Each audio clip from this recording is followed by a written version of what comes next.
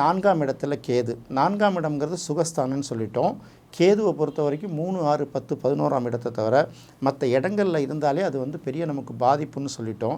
இந்த மாதிரி 4ஆம் இடத்துல கேது இருக்கிறவங்க பார்த்திங்கன்னா நிறைய பேர் இந்த பூர்வீகத்தை விட்டு வெளியில் போயிடுறாங்க. நம்ம கூட பல பேர் பார்த்திங்கன்னா இந்த பூர்வீகத்தை விட்டு வெளிநாட்டிலலாம் போய் சிட்டிசன்ஷிப் வாங்கிடுறாங்கல்ல. அதாவது படிச்சுட்டு அந்த மாதிரி சொகுசாக போய் வாங்குறது, வேறு வழியே இல்லாமல் ஒரு வறுமையிலையோ ஒரு போராட்டத்திலையோ இப்போ சில அகதிகளெல்லாம் சில பேர் போகிறாங்கல்ல, இவங்களுக்கெல்லாம் கூட பார்த்திங்கன்னா இந்த 4ஆம் இடத்துல கேது நிறைய பேருக்கு இருக்குது. நம்ம அதை எல்லாரையுமே அப்படி பார்க்கணுங்கிற அவசியம் இல்லை.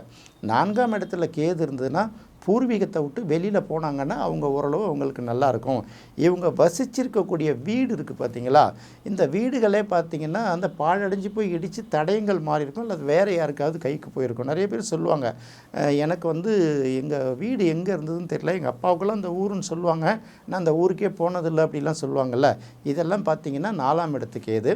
4ஆம் இடத்தில் கேது இருக்கிறவர்கள் கூடுமான வரைக்கும் பிறந்த இடத்தை விட்டு வெளியூரில் போய் பழகிக்கலாம், தங்கிக்கலாம். அந்த மாதிரி இருந்தால் அவங்களுக்கு அந்த நெருக்கடியிலேருந்து குறையும் அப்படிங்கிறது தான் இதில் நம்ம தெரிஞ்சுக்க வேண்டியது இருக்குது.